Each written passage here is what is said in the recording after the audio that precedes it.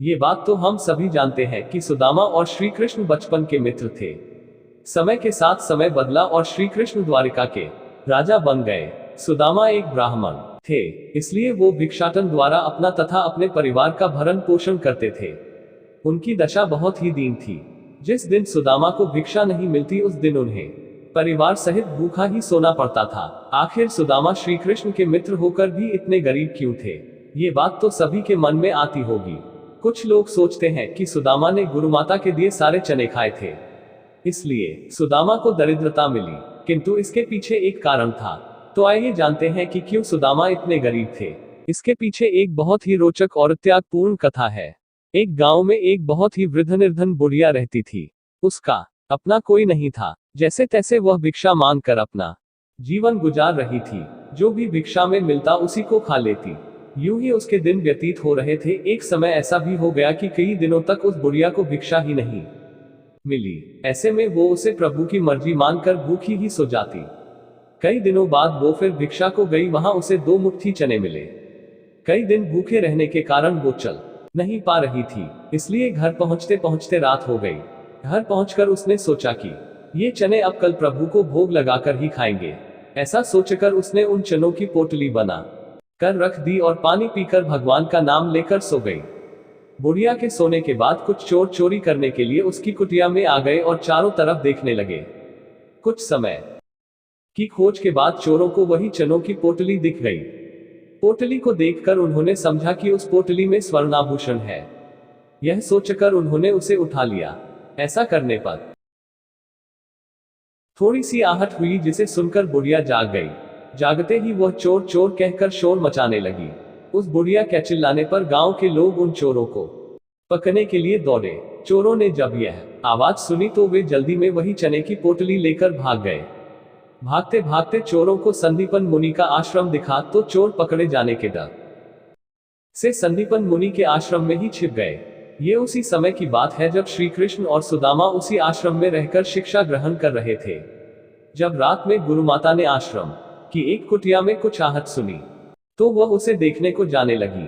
जब चोरों ने गुरुमाता को अपनी ओर आता देखा तो चोर डर के कारण उस चने की पोटली को वहीं छोड़कर वहां से भाग गए। इस सारे क्रियाकलाप के बाद जब सुबह हुई तो वो बुढ़िया नहा धोकर भगवान का पूजन करके जब भोग लगाने के लिए उन चनों की पोटली को देखा तो पोटली वहां से गायब थी। यह देखकर वह बुढ़िया को सब कुछ समझ आ गया। एक तो वह कई दिन से भूखी थी और जो अन्न मिला तो उसे चोर ले गया। जानकर उसका मन बहुत विचलित हो गया। भूख से व्याकुल बुढ़िया ने श्राप दे दिया कि जो भी मुझ दीनहीन और दुखी के चने खाएगा वो दरिद्र हो जाएगा।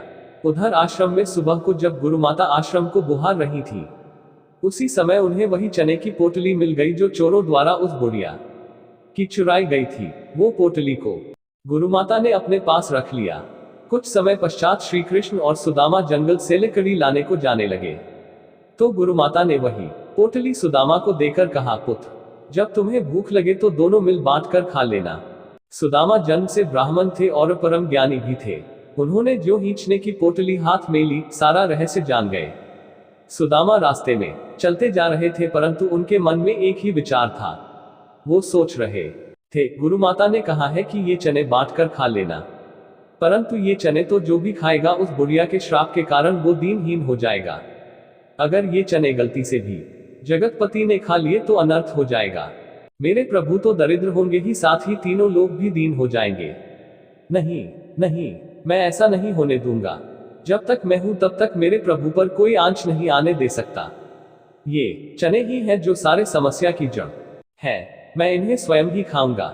मैं इन्हें कृष्ण को नहीं खाने दे सकता। इसीलिए सुदामा ने कृष्ण को दिए बिना सारे चने खुद खा लिए। उन चनों के साथ ही उस बुढ़िया का श्राप भी स्वयं ही भोग लिया और अपने मित्र को दरिद्रता से बचाकर अपने मित्रता धर्म को निभाया।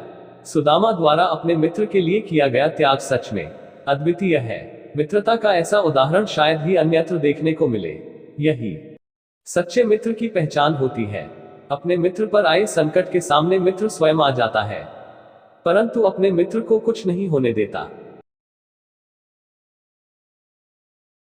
नमस्कार दोस्तों, राधे राधे। आशा है आपको हमारी यह प्रस्तुति पसंद आई होगी। अगर आप सच्चे कृष्ण भक्त हैं तो अवश्य पसंद आई होगी। कमेंट में राधे राधे जरूर लिखें। कृपया लाइक, शेयर, सब्सक्राइब कर लीजिए, साथ ही बेल आइकन को भी दबा दीजिए ताकि आने वाली वीडियो आप तक तुरंत पहुंचे। धन्यवाद। राधे राधे। जय श्री कृष्ण।